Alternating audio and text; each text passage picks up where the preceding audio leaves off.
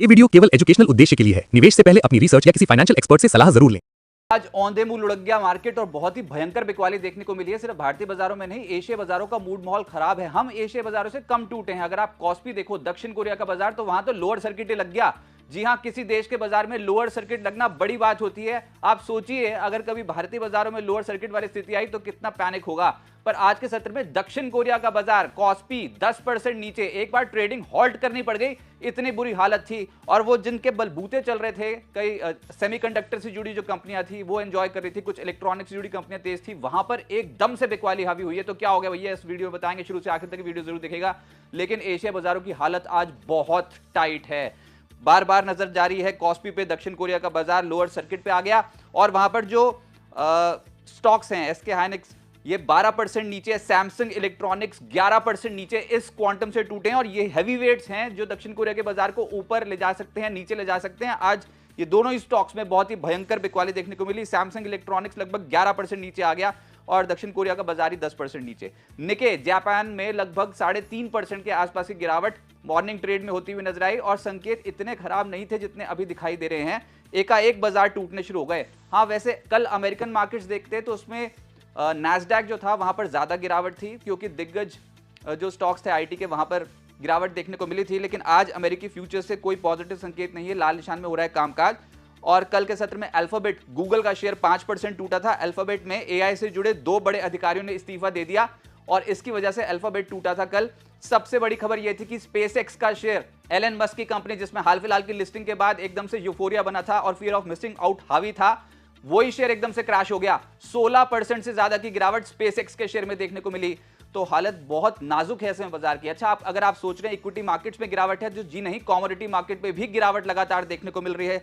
मिसाल है Brent crude oil, Iran युद्ध शुरू होने के बाद सबसे निचले स्तर पर पहुंच गया। डोनाल्ड ट्रंप पहले ही बोल रहे थे कि जिस दिन मैंने ऐलान कर दिया कि ईरान युद्ध समाप्त है या फिर हमारा समझौता हो रहा है, तो उसके बाद कच्चे तेल की कीमतों में बहुत तगड़ी बिकवाली आएगी। और वही हुआ है, क्रैश हो गई हैं क्रूड की कीमतें, अब प्री वॉर लेवल्स पे पहुंच गई हैं। कल ब्रेंट क्रूड ऑयल 3.25% गिरा था, आज भी 1.5% नीचे, $76.6 प्रति बैरल के आसपास कर रहा है ट्रेड।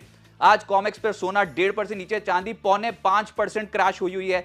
बेस मेटल्स में चौतरफा बिकवाली देखने को मिल रही है। और इसका एक और बड़ा कारण है डॉलर इंडेक्स, जो कि 101 के लेवल को पार करता हुआ नजर आया, लगभग 13 महीने के उच्चतम स्तर पे, यानी 1 ईयर हाई पे कर रहा है ट्रेड। तो जब जब डॉलर इंडेक्स ऊपर जाता है, कमोडिटी मार्केट कांपती है। भारतीय बाजारों में क्या हुआ, इंपॉर्टेंट लेवल्स टूट गए। एकाएक 11 बजे के आसपास जो बिकवाली है उसमें 24,000 निफ्टी ने तोड़ दिया। कहां हम उम्मीद कर रहे थे 24,250 क्रॉस होगा, ये लेने के देने पड़ गए हैं। अब 24,000 के लेवल के नीचे ट्रेड होना शुरू हो गया। निफ्टी के 50 शेयर में से 37 शेयर लाल निशान में है। फार्मा को छोड़ के हर तरफ बिकवाली देखने को मिल रही है। सबसे ज्यादा तो मेटल इंडेक्स ही कमजोर है, क्योंकि डॉलर इंडेक्स चढ़ रहा है, मेटल्स में बिकवाली है। तो मेटल इंडेक्स में आज 3% का क्रैश है। फिर आईटी 2% नीचे है। PSU, banking, media, capital market से जुड़ी कंपनियों के शेयर्स आज फिसले हैं। और एनएससी का हर एक शेयर जो चढ़ा है उसके मुकाबले लगभग 2 शेयर नीचे कर रहे हैं इस समय ट्रेड। अच्छा, ये सब तब है जब सब कुछ अब क्लियर होने को आ रहा है कि यूएस और ईरान आखिर में समझौते की तरफ आगे बढ़ रहे हैं। बातचीत अच्छी हुई है और ऊपर से अमेरिका ने 60 दिनों तक ईरानी तेल बिक्री को मंजूरी दे दी है, यानी कि सैंक्शंस हटा दिए हैं। अमेरिकी उपराष्ट्रपति जेडी वैंस ने भी बोला है कि बहुत ही अच्छी बातचीत हुई है ईरान के साथ। हालांकि वो बिना हैंडशेक के वापस आ गए वहाँ स्विट्जरलैंड से। लेकिन अमेरिका, डोनाल्ड ट्रंप और जेडी वैंस बोल रहे हैं कि न्यूक्लियर जांच के लिए ईरान तैयार है। ईरान बोल रहा है मैं तो नहीं करवाता। तो अभी भी जितना बाजार एक्सपेक्ट करके चल रहा था कि ये 14 पॉइंट के एमओयू के ऊपर दोनों जो गुट हैं वो सहमत हो जाएं, बिल्कुल वैसा दिखाई नहीं देता। थोड़ी बहुत क्लैरिटी फिर भी इमर्ज होती हुई नजर आई, जैसे कि हॉर्मुज खुला रखने के लिए एक मैकेनिज्म तैयार हुआ है, ऐसा जेडी वैंस ने बोल दिया। और उसी के कारण हम देख रहे हैं कच्चे तेल की कीमतें नीचे हैं। पर अभी बाजार को बहुत बहुत ज़्यादा स्पष्टता की ज़रूरत है और ट्रेडर्स बहुत ज़्यादा सतर्क हैं। तो हमारे बाजारों में जो आज हुआ उसके बाद क्या करना चाहिए, आगे क्या होगा। निफ्टी पर 23,800, 23,900 का जोन बहुत इंपॉर्टेंट सपोर्ट है। यहीं से ही बार बार उछलते हैं। पिछली बार भी इसी जोन से एकदम से ऊपर गए थे और यहां पर आज हम दस्तक दे रहे हैं।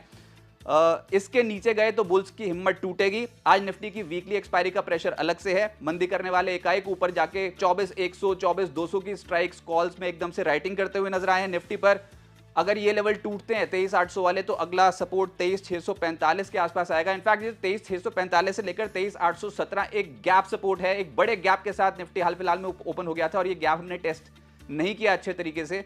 तो हो सकता है ये गैप टेस्ट हो रहा हो। 50 दिन की औसत भी 23,873 के लेवल पर निकल के आती है, तो आप समझ सकते हैं बहुत ही क्रूशियल सपोर्ट जोन पे बाजार ऑलरेडी पहुंच चुका है।